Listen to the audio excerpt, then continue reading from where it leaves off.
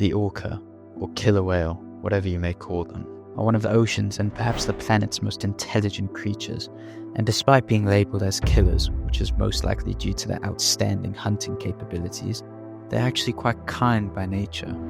And the ability to be kind mostly comes from the anatomy of the orca, with brains up to 15 pounds large, or roughly 6 pineapples, and some research to suggest that they possess an IQ similar to that of a 16-year-old human. Emotional intelligence is the ability to manage your emotions and understand the emotions around you, a more simple definition being empathy. The anatomy and brain of orcas suggest that they have a large capacity for emotional intelligence, perhaps even more than that of a human, with their highly developed paralimbic system, which is basically the part of the brain which is responsible for emotional processing, and they even possess an additional paralimbic lobe, which essentially means that they have another part of the brain responsible for processing emotion.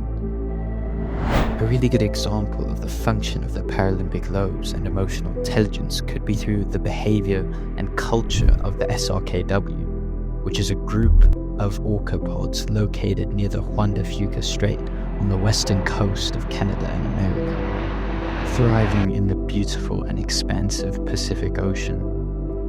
Now, if I were to describe someone called Betty, for example, and Betty socializes in her family's own language, she plays with her children, and her daily routine involves traditions which have been passed down through generations, you would probably think that Betty is a human. However, Betty could represent any grandma in these matriarchal pods, with matriarchal meaning that the women are in charge and make the decisions on behalf of the whole pod. All of this just goes to show how similar humans and orcas really are. And another example of this could be how orcas seem to follow fashion trends. Just as how certain hats or shoes could be in style for us today, orcas too have fashion trends, although slightly more disturbing, as one of the members of the J-pod of the SRKW was recently seen with a salmon carcass draped over his head.